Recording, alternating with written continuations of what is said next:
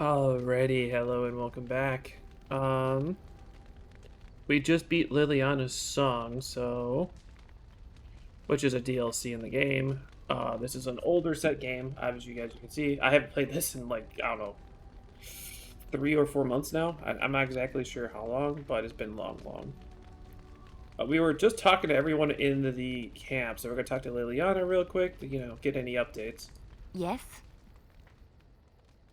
Well, here I am. Of course I do. I love stories far too much to keep them to myself. Everyone should be able to benefit from them, I think.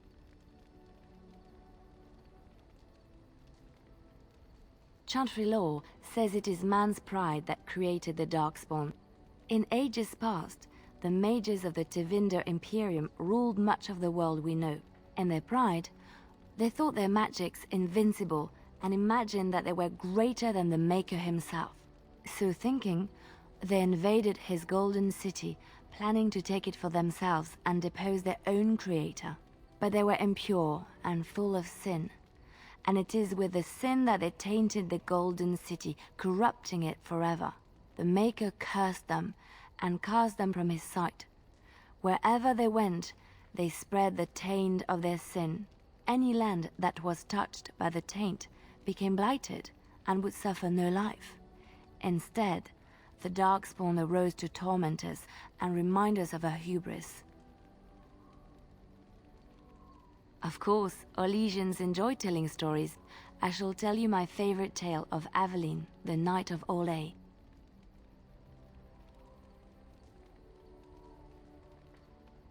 A long time ago, a girl child was born to a farmer. He had hoped for a son, not a daughter, and so he told his wife to abandon the child in the woods. Before the cold could claim her, the baby was found by a tribe of Dalish elves who took pity on the poor mewling thing and raised her as their own. Aveline, for that is what they called her, grew strong and quick and clever under the guidance of the elves. She learned to wield the sword as well as any man, could kill a deer with an arrow at 100 paces, and was as graceful on the back of a horse as she was on foot. Aveline's Dalish guardians saw that she could easily best any Orlesian chevalier in battle, and wanted to show the cruel humans the child they had left to die. They bestowed upon her a fine horse and armor, and sent her to prove herself to her people in the grand tourney. Now in those days, no woman was allowed to take up arms, let alone compete in the grand tourney, but Aveline kept her helmet on and was not discovered. Aveline won many events and gained the approval of the adoring crowd. Eventually, she came face to face with the knight Kaleva in the grand melee. Aveline had already bested him in the joust, and Kaleva was determined not to lose a second time.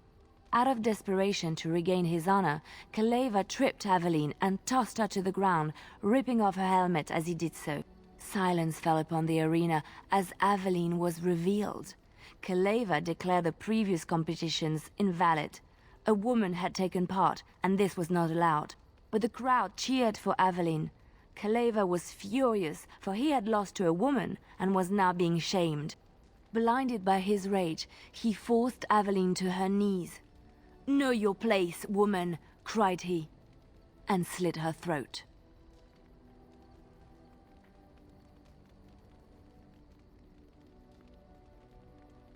The son of the king, Prince Freyan, was present. He recognized Aveline's skill and bravery and began to see the injustice done to the women in his land. When he was made king, he rewrote the laws of Orlais so that women could also become chevalier. He honored Aveline and knighted her after her death. And to this day, any female who is knighted reveres Aveline the Brave, for she is the patron of all women chevalier.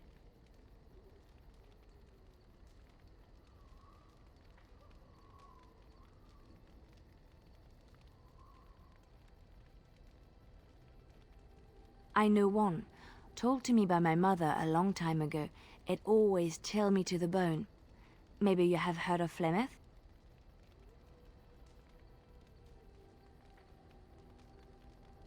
Are you sure? Was she the Flemeth of legend? Flemeth, the devourer of men? Flemeth, mother of witches? Flemeth, demon-touched, who dwells in the mists?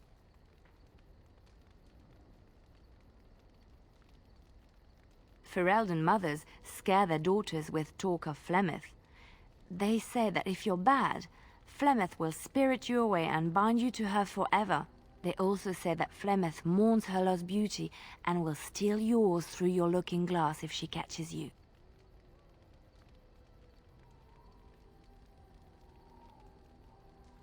Flemeth's beauty was known throughout the land.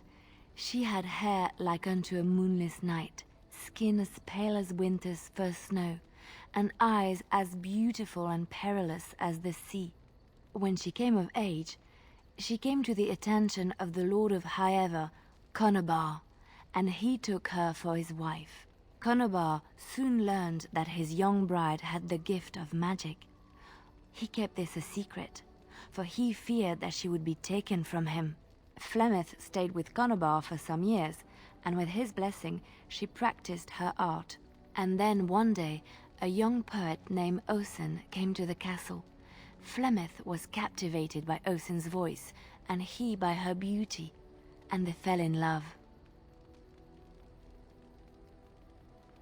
Flemeth longed to be with her true love, and she and Osen fled from Conobar's lands, seeking refuge in the Kokari wilds with the Chasing tribes.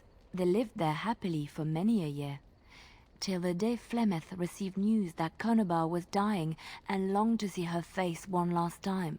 Flemeth's heart swelled with pity for the man who once was her husband, and begged Osen to return to Conobar's side with her. But when Flemeth and Osen entered Highever, they were captured by Conobar's men, and Osen was slain in front of Flemeth's eyes. Flemeth was imprisoned in the highest tower of the castle, there to await Conobar's judgment on her. Distraught at the loss of her love, Flemeth plotted revenge against her husband. She summoned a fey demon, intending for it to wreak vengeance on Conobar. But a spell went awry. The demon possessed Flemeth. Turning her into an abomination, the halls of the castle ran red with blood as Flemeth slaughtered Conobar and all his men. The last of Flemeth's humanity melted away, and at dawn, she stole back to the wilds to plot and scheme for 100 years. They say she took to her side many Chasing men, and with their help begat her daughter witches, who even now prowl the dark places of the Kokari wilds.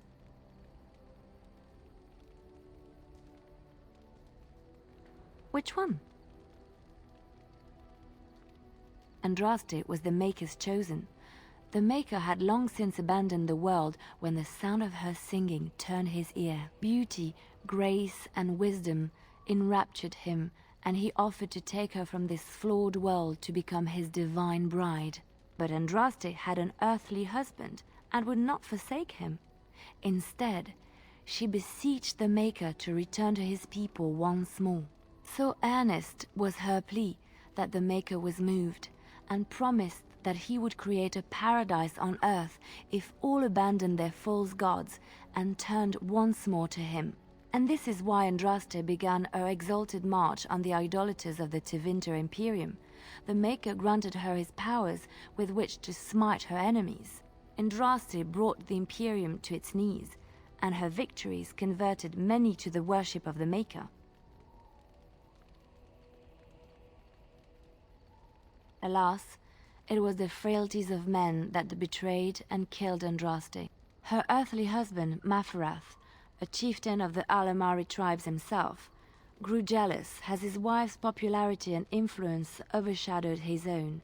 She was also revered as the Maker's betrothed, and Maferath began to see their own bond waning in significance as Andraste became ever more devoted to the Maker. Out of envy and spite, Maferath made a pact with the Archon Hysarian of Tevinter, allowing his beloved Andraste to be ambushed and captured. Andraste was burned at the stake in Minrathous, the capital of Tevinter.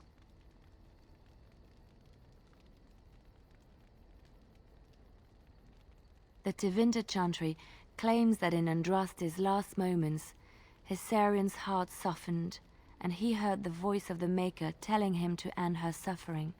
He plunged his sword into her heart, and as her blood washed over his hands, he became one of the faithful. Dissenters said that the Archon only converted because he could not stem the tide of Andraste's cult, and was forced to do so to stay in power. We will never know for sure. I have heard a little about how the elves gained their freedom from the Tevinter Imperium. When Andraste began her exalted march against the Imperium, the elves joined her cause to fight their masters. The great elven leader, Shatan, born in captivity, rose up to lead his people. He foresaw a future where the elves were free. Shatan was killed when Andraste was betrayed, but the elves continued to fight, eventually breaking free of the Imperium. The elves claimed the Dales in the south and settled there in a land of their own. The elves lived in the Dales for centuries. They resurrected the worship of the elven gods and would allow the building of no chantry. This angered the chantry, and the hostility between the two factions finally broke out in open war. The chantry says the elves struck first, but I do not know whether to believe it. The chantry declared a wholly exalted march against the elves, named for Andraste's similar march against Tevinter. During the exalted march of the Dales, the elven cities were sacked, and the elven state completely dissolved. Some of the elves bitterly accepted their fates and surrendered to human rule, living in the human cities as second-class citizens. But others, still fiercely proud of their heritage, refused to bow to the humans, and instead became homeless wanderers. They were the elves of the Dales, the Dalish.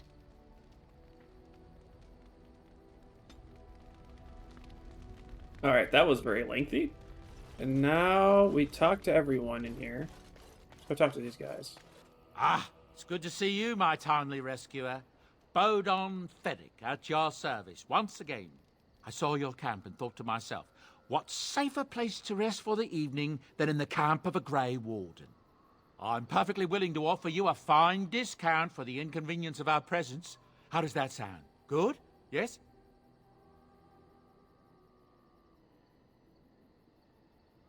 Wonderful.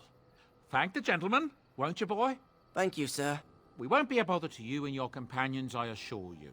If you should need enchantments, simply talk to my boy. Otherwise, come speak with me. Are you sure I can't interest you in this hat? A pair of earrings, perhaps? A cheese knife? I suppose since you told me about you being a Grey Warden, it's only fitting for me to be as open. I am originally from Orzammar, the famed dwarven city that lies beneath the stately Frostback Mountains. I was a merchant there, too. Merchant caste. These things are in the blood, you know. You can't just leave them behind. I ran a fairly successful business. Rare artifacts, you know. Old things, grand things. The nobles loved them. Reminded them of the lost glory days, I suppose. One day, a noble woman came to my store. She looked around for a bit and then started shrieking in dismay. Apparently, she believed that a pair of braces I had for sale once belonged to her brother. He'd been lost in a cave-in, you see, while on an expedition to clear out the Darkspawn from one of the tunnels running close to the city. They were made specially for him. They're unique, she shrieked. He stole them from my poor brother's corpse. She had me arrested on the spot, of course. Nobles, they're touchy like that. Well, I didn't steal them. You see, I'd been paying these castless thugs to venture out into the deep roads for me. The lost tigers, they're full of things that people left behind. Sometimes you can find a treasure, something worth a little gold. The noblewoman, she wasn't too happy with the theft of her brother's braces. I don't know what they planned for me, and I didn't want to find out. Bribed the guard that was watching me and took off for the surface first opportunity I got. Never looked back. Yes, here I am. Now, is there anything the boy or I can get you? Ah, yes. I'm married to a fine woman back in Denerim, it's true. She'd give me a son if she could, but that's not likely to ever be. Sandal here. I found him in the deep roads years ago. Abandoned, I think, and he was never quite right in the head. I took him in, and I brought him with me when I came here to the surface. He may not be my blood, true, but I think of him as one. We left Orzammar. That's right, boy. Maybe one day we'll see it again. It's not as if I don't benefit, mind you. Turns out the boy's a natural working with enchantments. He might have even been lyrium-addled. I never thought of that before, to be honest. Happens sometimes. He can work an enchantment into just about anything, however, given some time. Could probably open his own shop, if he knew how. Enchantment. Well, he does seem to enjoy it, at least. I hear news from Denerim that Tyrn Loghain has been declared the new regent. It makes sense, his daughter being the queen. That's what I've heard on the road, anyhow. Take it for what it is. I'm sure you'll be pleased with the goods my boy and I have collected, and with your discount.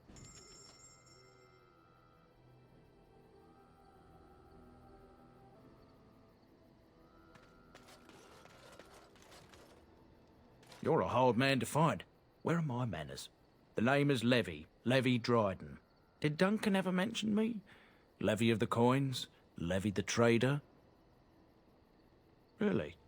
He never told you of old Levy? We've known each other for years. But here I am carrying on while you have a blight to stop. Don't want to waste your time. But you see, Duncan promised that together we'd look into something important for the Wardens. And for me. But poor Duncan's... well, no more. A tragedy it is, at that. But I know he would want his work carried on, his pledge fulfilled. Well, as you know, my family's name is mud around noble circles. My great-great-grandmother, Sophia Dryden, was the last Warden commander of Ferelden back when the Wardens were known as freeloaders. So King Arlen banished the Wardens, and he took House Dryden's land and titles. Duncan wanted to reclaim the old Grey Warden base, Soldier's Peak, and perhaps we'll uncover evidence to restore my family's honour along the way. Nobody's been to Soldier's Peak since the Grey Wardens were banished, but I found a way.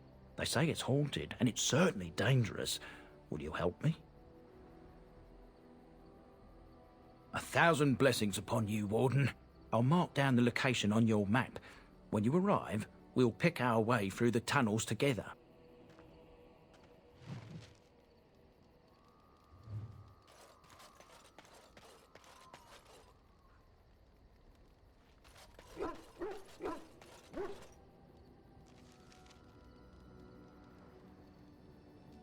Honestly, I think that's okay. I'm okay with this. I think we're ready. So we want to have Alistair, you, Indeed. and you. Indeed. And... actually, no, Alistair has to be in here. That should be fine. Okay. Right. What's this? Fishing village. I think that's the DLC. Bands timber used in the region. Outskirts, Lothering, that's where we're at. So... oh, Bandlorns. Okay, we're gonna go to these two locations first. We're gonna go to this one first.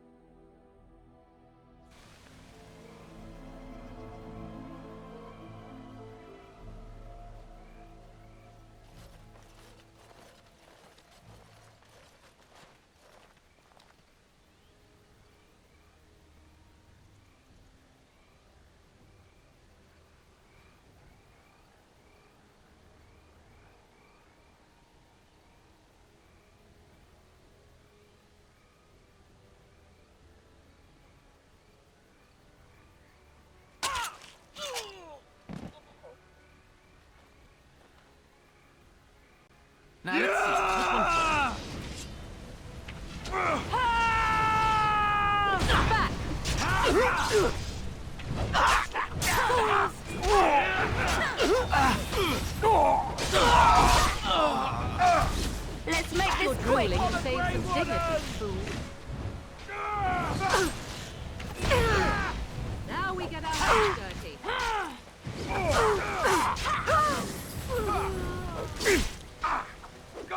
Make them preserve us.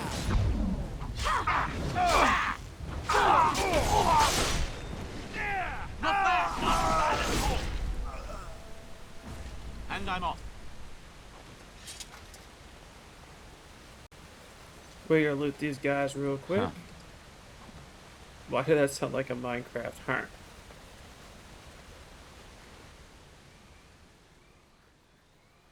He's one of Callahan's honor guard from Ostagar. A close convenient of the king. Thank you.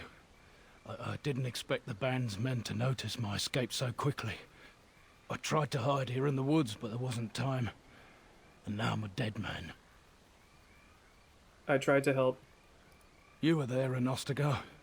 You know how things went. For me, it was either this, or die in some darkspawn's belly, or be hung as a deserter. I dare say most people think the same of you and me, if not worse. I fled the battlefield when Loghain betrayed us. I abandoned my men, and they died.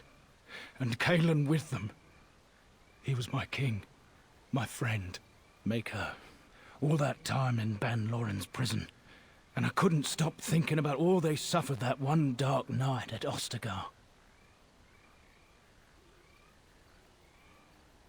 It's not your fault they died. I know. Even had Loghain's men not turned their backs on us, the Darkspawn were too many. Even Caelan, for all his bravado, knew there would be no victory at Ostagar.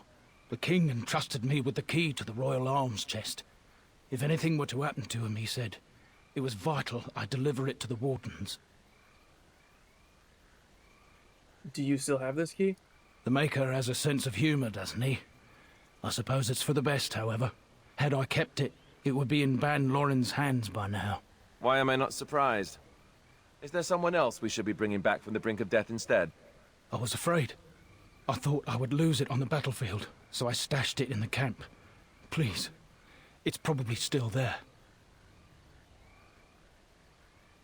Where? The key's behind a loose stone at the base of a statue. I'll draw a map for you, so you'll know where to search. You'll be taking me along, won't you? Call me sentimental, but I left behind some dark spawn that really deserve a sword through the middle. It is vital that the king's documents do not fall into the wrong hands. As for Marik's sword, it is too powerful to be pawed at by those monsters. Same for the king's other arms and armor. And if you happen to find Caelan's body, see it off. He was our king. He shouldn't be left to rot amidst the Darkspawn's filth.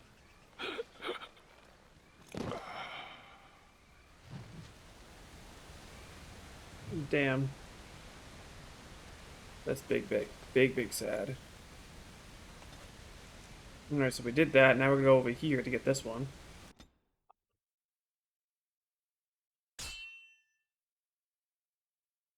It looks like we got into a battle. Or not.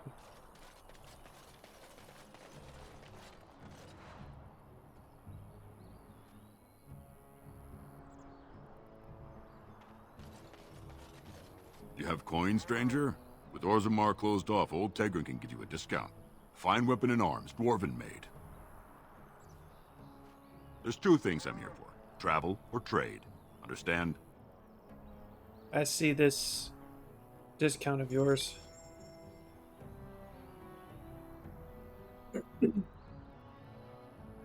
I'm gonna pause this real quick. Alrighty, we're back and we can leave this area now.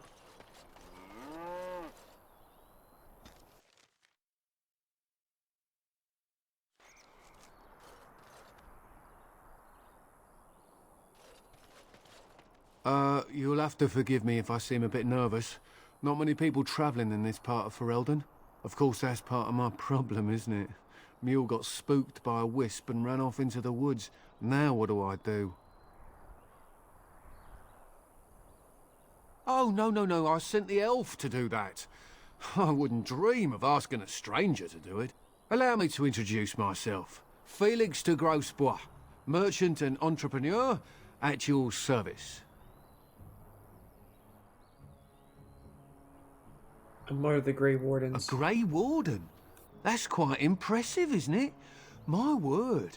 I don't normally take this route, but with the war, I was hoping for a bit of luck and good weather in the mountains. Sadly, I've had neither. Ugh, this trip has been one miserable disaster after another. I don't suppose you'd consider helping a fellow out? What do you need? Of all the other things that went wrong, the worst is this artifact I brought in Jada. It's a control rod, I'm told, for a golem. No point in me keeping it, however, as I'll never get to use it. But, maybe you could?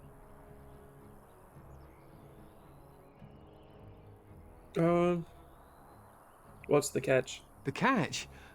Yeah, I suppose it is a catch, isn't it? The catch is that the golem didn't come with the rod. It's supposed to be down in a village down south, waiting to be activated. Even if I could get down there, which I can't, I understand the place has been overrun by darkspawn. You're a Grey Warden, however. Darkspawn aren't an issue for you, are they?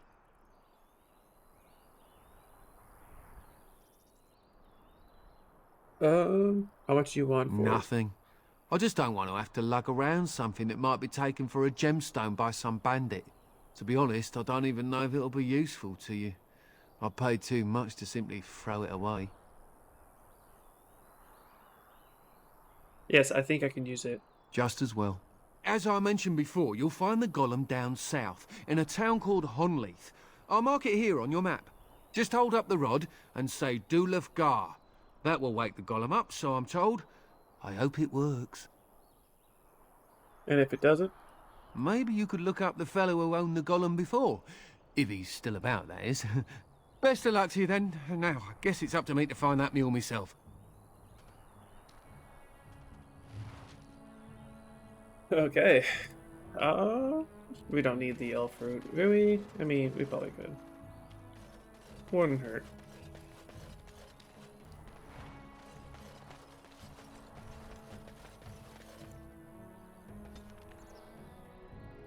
Alright, let's go.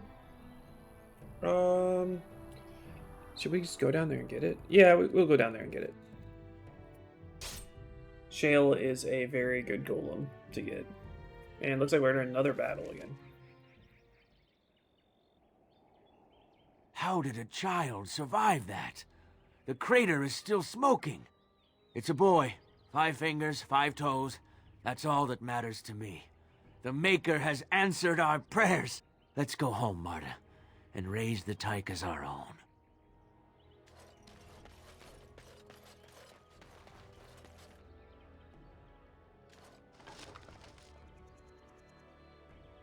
Okay, we'll take it.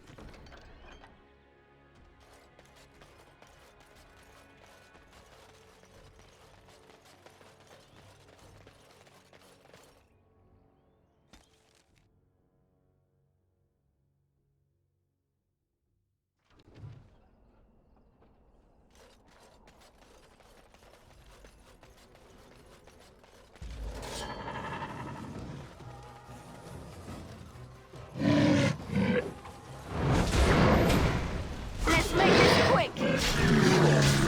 Here comes trouble.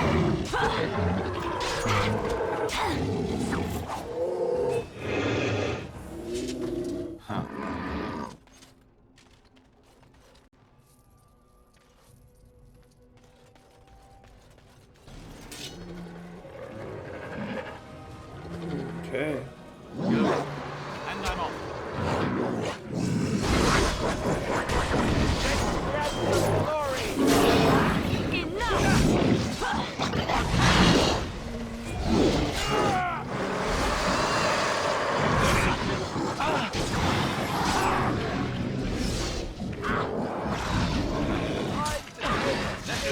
Shall we? Make a preserver. A bit more time, please.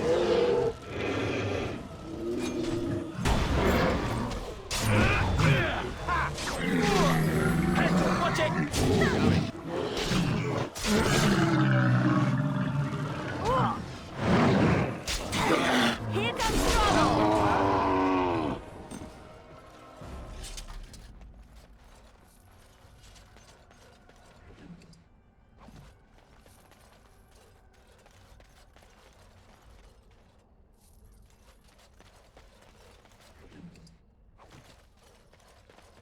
Looting all the corpses. Says there's a chest up here, but it may be locked. It is locked. Here we go to her. Key required. Okay.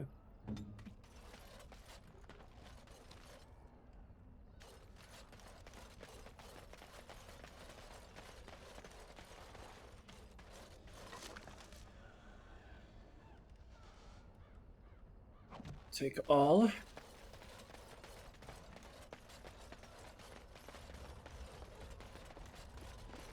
I sense some darkspawn. See a high level of dark spawn.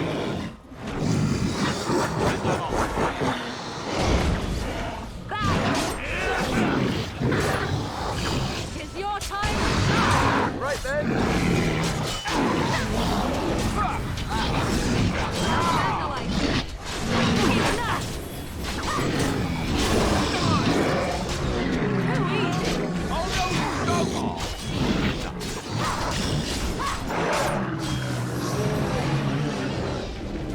Be careful!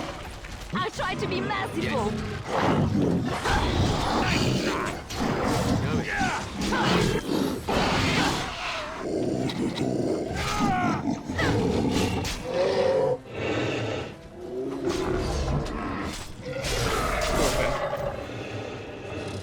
Going.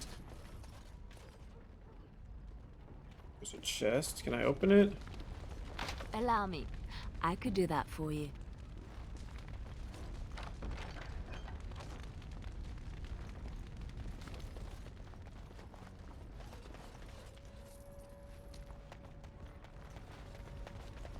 Right away.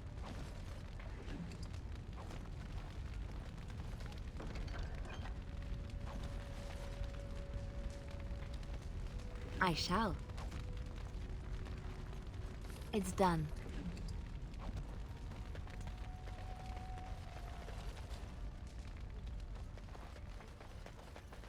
There's a note way over here.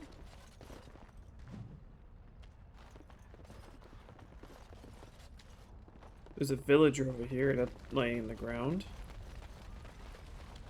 On my way.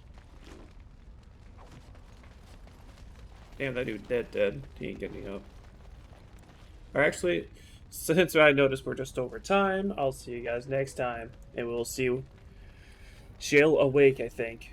I think it's... As soon as we activate, I think it's awake. If not, there's a mission afterwards. But yeah, I'll see you guys next time. Bye!